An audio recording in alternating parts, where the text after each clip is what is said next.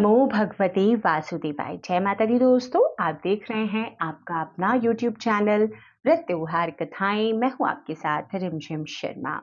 कार्तिक मास महात्म्य की इन कथाओं में आप सभी भक्तों का बहुत बहुत स्वागत है। आज मैं कार्तिक मास महात्म्य की इन कथाओं में आपके साथ 25वां अध्याय शेयर करने जा रही हूँ। इस अध्याय में कार्तिक मास का महात्म्य और उसमें पालन करने योग्य नियमों का वर्णन किया गया है। तो सभी भक्त प्रेम पूर्वक इस कथा का, इस अध्याय का श्रवण करेंगे। जय श्री हरि विष्णु। सत्यभामा ने कहा, प्रभु, कार्तिक मास सब मासों में श्रेष्ठ माना गया है। मैंने उसके महात्म्य को विस्तार पूर्वक नहीं सुना, कृपया उसी का वर्णन कीजिए। भगवान श्री कृष्ण बोले, सत्यभामे, तुमने बड़ी उत्तम बात पूछी है। पूर्व काल में महात्मा सूत ने शौनक मुनि से आदर पूर्वक कार्तिक व्रत का वर्णन किया था। वही प्रसंग मैं तुम्हें सुनाता हूँ।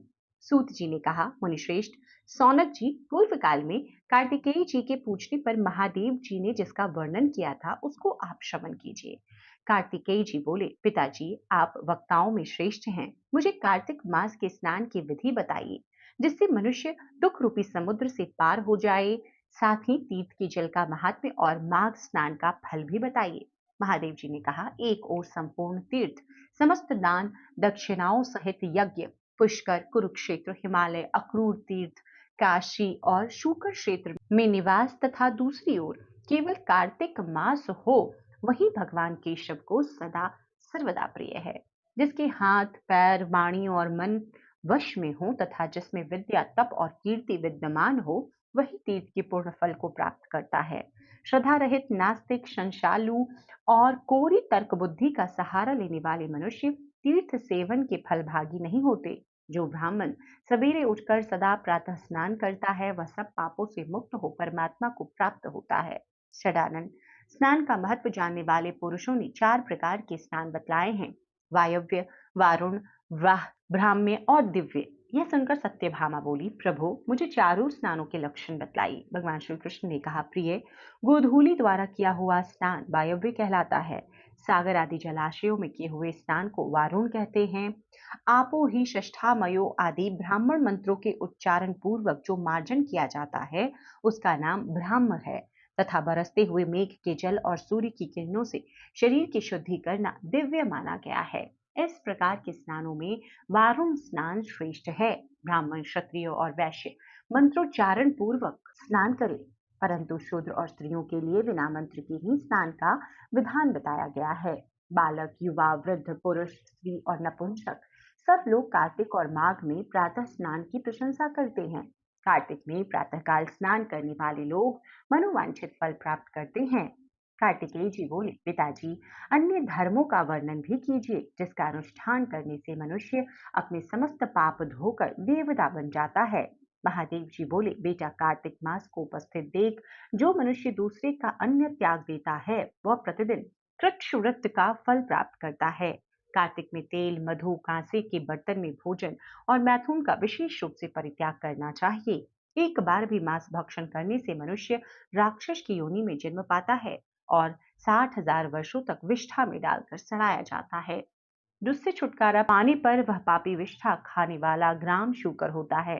कार्तिक मास में शास्त्र विहित भोजन का नियम करने पर अवश्य ही मोक्ष प्राप्त होता है। भगवान विष्णु का परम धाम ही मोक्ष है।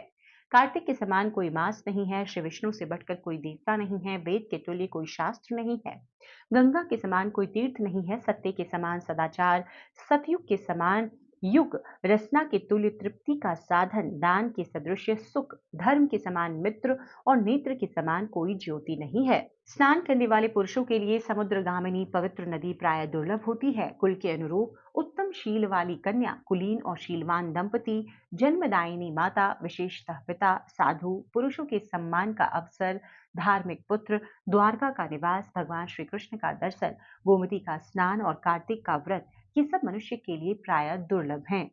चंद्रमा और सूर्य के ग्रहण काल में ब्राह्मणों को पृथ्वी दान करने से जिस फल की प्राप्ति होती है, वो कार्तिक मास में भूमि पर शयन करने वाले पुरुष को स्वतः प्राप्त हो जाती है। ब्राह्मण दंपति को भोजन कराए, चंदन आदि से उनकी पूजा, कंबल, नाना प्रकार के रत्न और वस्त्र दान करें, ओढ़ने के साथ ही बिछौना भी दें। तुम्हें कार्तिक मास में जूते और छाते का भी दान करना चाहिए। कार्तिक मास में जो मनुष्य प्रतिदिन पत्तल में भोजन करता है, वह 14 इंद्रों की आयु प्रयत्न कभी दुर्गति में नहीं पड़ता। उसे संपूर्ण कामनाओं तथा समस्त तीर्थों का फल प्राप्त हो जाता है।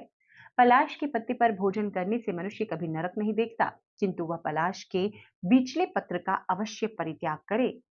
कार्तिक में तिल का दान, नदी का स्नान, सदा साधु पुरुषों का सेवन और पलाश के पत्तों में भोजन सदा मोक्ष देने वाला है।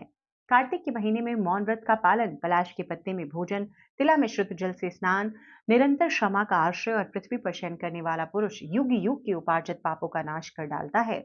जो कार्तिक मास में भगवान विष्णु के सामने उषा काल तक जागरण करता है, उसे सहस्त्र गोदानों का फल प्राप्त होता है। पितृपक्ष में अन्नदान करने से तथा ज्येष्ठ और आषाढ़ मास में जल देने से मनुष्यों को जो फल मिलता है, वो कार्तिक में दूसरों का दीपक जलाने मात्र से प्राप्त हो जाता है। जो बुद्धिमान कार्तिक में मन, वाणी और क्रिया द्वारा पुष्कर तीर्थ का स्मरण करता है, उसे लाखों करोड़ों गुना पुण्य प्राप्त होता है। माघ मास में प्रयाग, कार्तिक में पुष्कर और वैशाख मास में उज्जैन, ये एक युग तक उपार्जित किए हुए पापों का नाश कर डालते हैं। कार्तिकेय संसार में विशेषतः कलयुग में वे ही मनुष्य धन्य हैं जो सदा पितरों के उद्धार के लिए श्रीहरि का सेवन करते हैं। बेटा, बहुत से पिंड और गया में श्राद्ध आदि करने की क्या आवश्यकता।